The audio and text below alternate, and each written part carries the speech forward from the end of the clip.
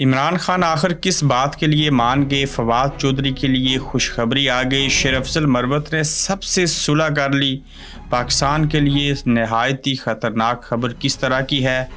قاضی فائز عیسیٰ کے بدلتے ہوئے رنگ کیسے ہیں؟ آج کی گورکھ دھندا میں اس پر بات کریں گے۔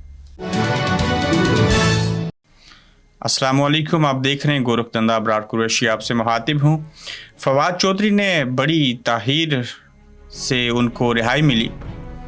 2 بار وہ گرفتار ہوئے، بلکہ 3 بار۔ ان کے بھاگنے کی ویڈیو بھی لوگوں نے دیکھی۔ جب پہلی بار گرفتار ہوئے، ان کو چھوڑا گیا، تو چھوڑنے کے بعد بھی وہ استحکام پاکستان پارٹی میں تو گئے، لیکن منہ چھپاتے پھرتے رہے، بیٹھے رہے۔ کوئی بھی افیشل سٹیٹمنٹ انہوں نے استحکام پاکستان پارٹی کے حوالے سے نہ دی۔ جب گرفتاری ہوئی اور اس کے بعد جب پہلی بار بھی رہائی ہوئی اور اب دوسری بار بھی رہائی ہوئی، تو انہوں نے کوئی ایسی پریس کانفرنس نہیں کی جو عمران خان کے خلاف ہو یا پارٹی کو چھوڑنے کے حوالے سے ہو۔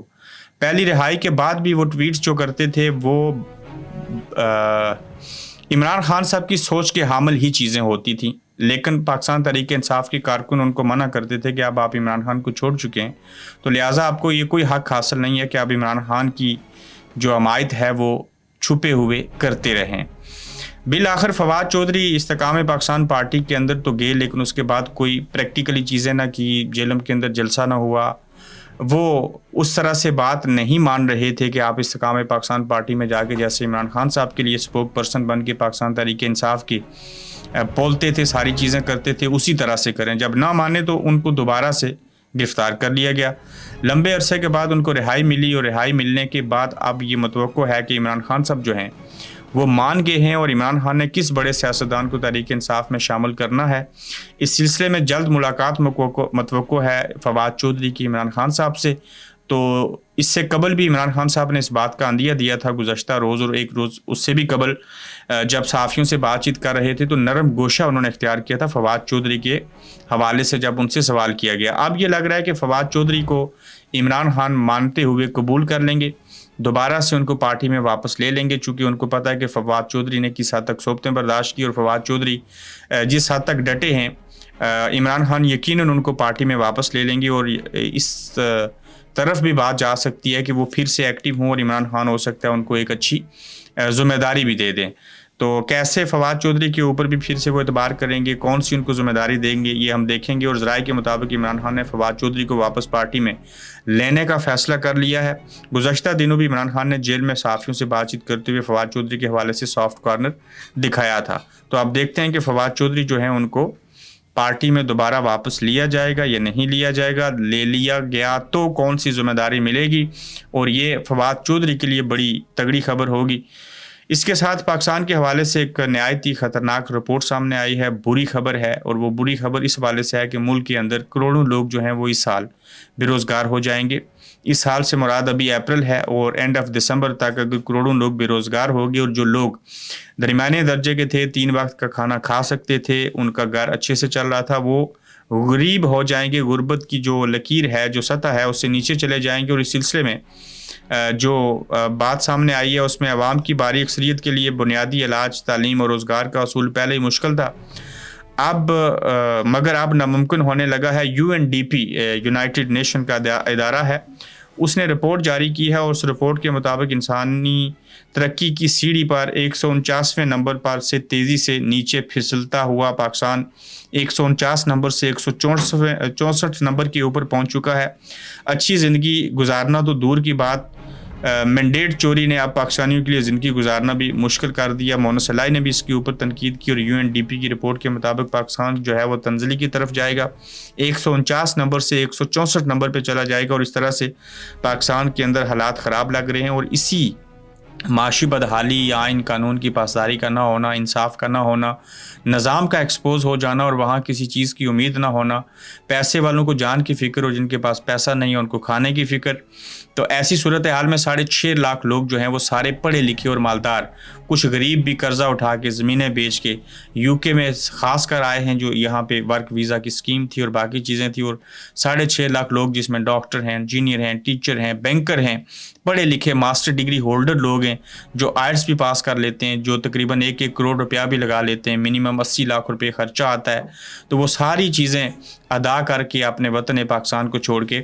برطانیہ، یورپ، امریکہ، کینیڈا اور باقی دنیا کے اندر ہجرت کر گئے ہیں، اور اب اوورسیز کے اندر پہلے 1 کروڑ اگر پاکستانی تھا تو اس سال پچھلے 1 سال کے سٹیٹس اگر ہم دیکھیں تو یقیناً یہ 1.25 کروڑ سے اوپر، بلکہ 1.25 کروڑ بھی نہیں، 1.5 کروڑ کے قریب یہ لوگ پہنچ چکے ہوں گے. ان کی آبادی میں، ان کی تعداد میں اضافہ ہو گیا ہے. شیر افضل مروت نے اپنی اصلاح کر لی اور دوسروں کو بھی معاف کر لیا، اور لائلۃ القدر کی رات کو انہوں نے یہ فیصلہ کیا کہ میں بھی اللہ سے معافی مانگتا ہوں، اور اس اہم دن کے موقع کے اوپر، اس رات کے پہر، میں ان تمام لوگوں سے صلح کر لیتا ہوں جن کے ساتھ میری کوئی ناچاکی تھی، کچھ غلط فہمیاں تھی یا اور چیزیں تھیں. پھر انہوں نے کہا کہ اسپوک پرسن بننا کوئی بڑی چیز نہیں ہے، یہ کوئی بڑا عہدہ نہیں ہے، میں خان صاحب کا سپاہی ہوں، ان کے ساتھ وہ جیسا کہیں گے میں ویسا کروں گا.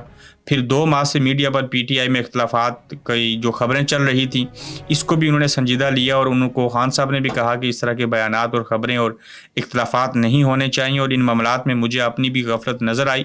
یہ انہوں نے تسلیم کیا کہ میری غفلت تھی اس کے اندر. آج کے بعد پارٹی کے اختلافات کے مسئلے پر کسی سوال کا جواب نہیں دوں گا، میڈیا کو بھی نہیں دوں گا، کسی اور جگہ پہ نہیں بولوں گا. جیسے عمران خان کہیں گے ہم مل جل کے آگے بڑھیں گے. مقصد عمران خان کو رہائی دلوانی، پاکستان کے اندر نظام کو بہتر کرنا، چیزوں کو ٹھیک کرنا ہے. اگر ہم آپس میں لڑتے رہیں گے تو اس سے بات پارٹی کی آگے نہیں بڑھے گی. تو شیر افضل مروت نے اپنی بھی اصلاح کر لی اور تمام دوسرے لوگوں کو بھی معاف کر دیا. اب ان کو کسی نے معاف کیا یا نہیں، یہ بات کی بات ہے. رنگ بدلتے ہیں قاضی فائز عیسیٰ کے کیسے اور کس طرح سے. اس حوالے سے چیف جسٹس کو آج سوشل میڈیا کا پریشر تو نظر آتا ہے. اس سے پہلے جب ہم سوشل میڈیا پر بتاتے تھے کہ ہمارے اوپر ظلم ہو رہا تھا، اور وہ کہتے تھے کہ میں میڈیا نہیں دیکھتا اور سوشل میڈیا بھی نہیں دیکھتا. یہ جنید اکبر خان نے تنقید کیا کہ جب پی ٹی آئی کہتی تھی کہ دیکھیں ہم سے کیسے فارم 45 چھینے گئے، کس طرح سے ذل شاہ کو مارا گیا، کیسے عمران ریاض کو اٹھایا گیا، کس طرح سے پاکستان تحریک انصاف کے لوگوں کو کچلا جا رہا ہے، تو قاضی فائز عیسیٰ کہتے تھے میں تو سوشل میڈیا دیکھتا ہی نہیں. اب جب ان کے اوپر ان کی کردار کشی کی گئی، ان کے اوپر تنقید ہوئی، تو اب روزانہ اٹھ کے سوشل میڈیا دیکھتے ہیں. تو اب ان کو یہ محسوس ہو رہا ہے کہ میرے اوپر تو بڑی تنقید ہو رہی ہے، میں تو سوشل میڈیا بھی دیکھتا ہوں. تو یہ قاضی فائز عیسیٰ صاحب جو ہیں وہ رنگ بدل رہے ہیں، اپنا اصل رنگ دکھا رہے ہیں. اور ملک کا چیف جسٹس ہو کہ اگر کوئی شخص سر عام اور کیمراز کے سامنے اور لائیو ٹرانسمیشن کے اندر عدالت عالیہ میں بیٹھے ہوئے بطور چیف جسٹس اگر جھوٹ بولے، تو پھر آپ امیجن کر لیجئے کہ وہاں پہ سیاستدانوں کے جھوٹ کہاں جائیں گے، بیوروکریسی کے جھوٹ کہاں جائیں گے، اسٹیبلشمنٹ جو چیزیں کر رہی ہے اس کے جھوٹ کہاں جائیں گے. اور آج یہ بھی پتہ چل گیا تھا کہ رمضان کے مہینے میں بھی یہ پاکستانی مسلمان جھوٹ بولتے ہیں، چونکہ سویپرز کے ذریعے ان کے بچوں کو، ان کی فیملی کو کڈنیپ کر کے ان کو کہتے ہیں، جو صفائی کرنے والے کمروں میں جاتے ہیں نا ہوٹلوں کے اندر، ان کو کیمرہ ڈال کے دے دیتے ہیں کہ اس بیڈ روم کے اندر فلاں جج کے گھر کے اندر فلاں جگہ کے اوپر آپ نے کیمرز لگانے. اور پھر جب خط لکھے جاتے ہیں اس کے اندر بتایا جاتا ہے کہ کوئی زہر ہے اور باقی چیزیں ہیں، تو مانتے نہیں ہیں. تو جو ججز جب انصاف مانگنے آتے ہیں تو ان ججوں کو بھی ڈراتے ہیں جو انصاف مانگ رہے ہیں، اور جنہوں نے انہیں انصاف دینا ہوتا ہے ان کو بھی خط لکھ کے ڈراتے ہیں. اور ایک ہی پوسٹ آفس ہے رمنا تھانہ کی طرح، جہاں پہ ہر کسی کے خلاف ایف آئی آر ہوتی ہے، اسی طرح سے ایک ہی پوسٹ آفس ہے، اسی سے سب لوگوں کو خط لکھے گے، اور لاہور تک لکھے گے اور اسلام آباد کے ججوں کو بھی لکھے گے. تو اب سب لوگوں کو پتہ ہے کہ یہ کیمرہ لگانے والے کون ہیں، یہ خطوط کون لکھتا ہے، کیا چیزیں ہوتی ہیں. نظام ایکسپوز ہو چکا ہے. یہ کب تک باتیں آگے بڑھتی رہیں گی، کب تک یہ حالات ایسے چلتے رہیں گے؟ کوئی تو دن آئے گا، کوئی تو وقت آئے گا جس کے اندر یہ ساری چیزیں جو ہیں وہ بدلیں گی، اور پاکستان کے عوام جو ہیں وہ معاشی طور کے اوپر ملک کی حالت بہتر ہوگی، ان کی حالت بہتری ہوگی، انہیں انصاف ملے گا، اور ساری چیزیں ہمیں دیکھنے اور سننے کو ملیں گی. تو ہر شخص کو اپنے حصے کا کام کرنا چاہیے، کوشش کرنی چاہیے، مایوس نہیں ہونا چاہیے. مایوسی گناہ ہے. اپنا خیال رکھیے گا. یوٹیوب چینل کو سبسکرائب کیجیے گا. تو جلد انشاءاللہ پھر آپ سے دوبارہ ملاقات ہوگی. آپ دیکھ رہے ہیں گورکھ دھندا ابرار قریشی کے ساتھ.